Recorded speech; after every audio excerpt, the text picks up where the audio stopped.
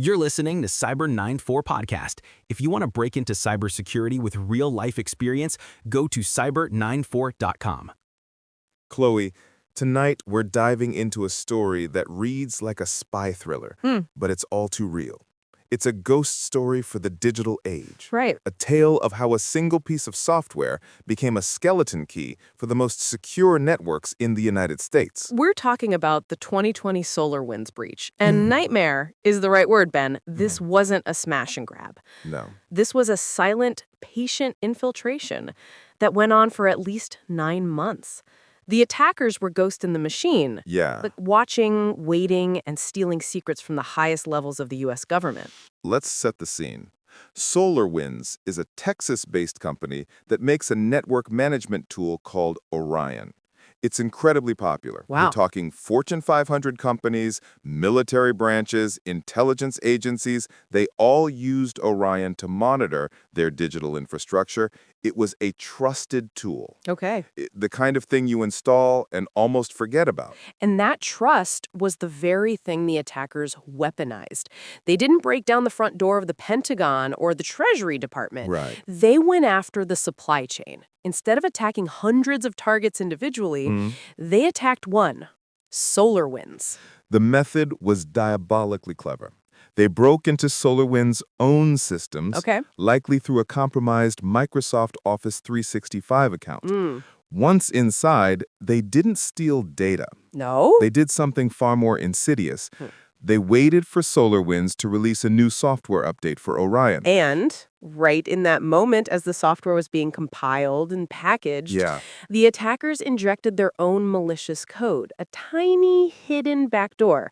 They Trojan horsed the update itself. So when tens of thousands of customers, including the U.S. government, downloaded what they thought was a routine trusted security patch, they were unknowingly installing a Russian surveillance tool directly into the heart of their networks. The malware was codenamed Sunburst, and it was a masterpiece of stealth. Once installed, it would lie dormant for 2 full weeks. 2 weeks. To just blend in, doing nothing to arouse suspicion. After that 14-day quiet period, it would phone home to a command and control server, but it did so by mimicking legitimate SolarWinds network traffic. It was designed to be invisible to even sophisticated detection systems, like the government's own Einstein cybersecurity program. And here's the truly chilling part. Out of the 18,000 organizations that installed the tainted update, the attackers didn't go after all of them. They were selective. They activated the backdoor only on high-value targets. Once the malware signaled a successful deployment inside, say, the Department of Energy or the Treasury, they would decide if it was a network worth exploring further. If it was, they would slip through that back door and begin to pivot. They'd move laterally, stealing credentials, They'd create fake security tokens that allowed them to impersonate legitimate users. Because Orion was a trusted application, it often had high-level permissions.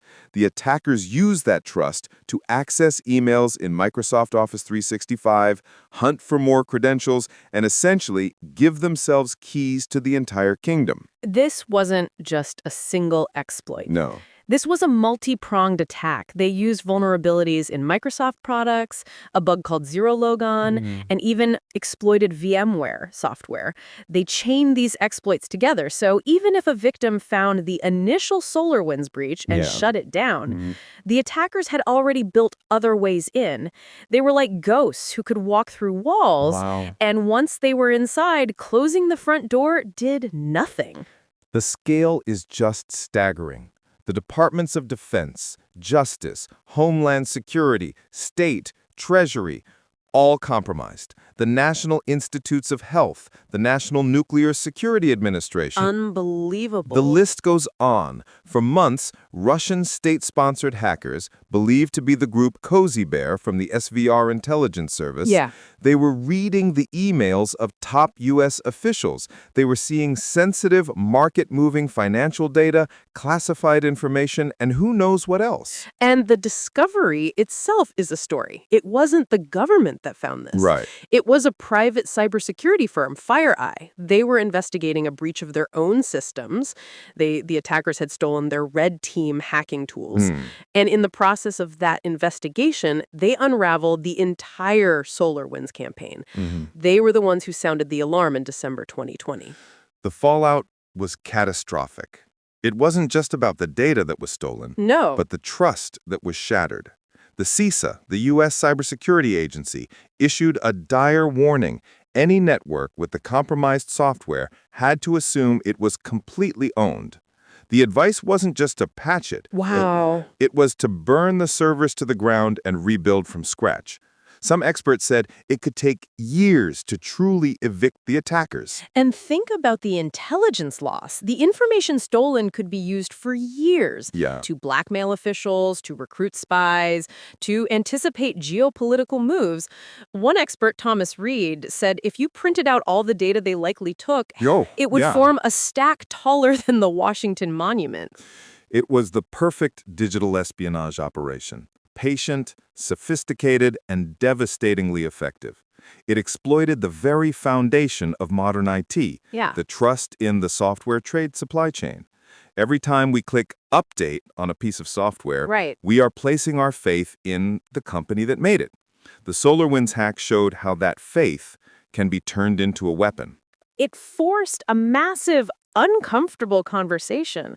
Is this espionage, or is it an act of war? Senator Dick Durbin called it tantamount to a declaration of war. But others argued it was classic, albeit highly advanced, spying.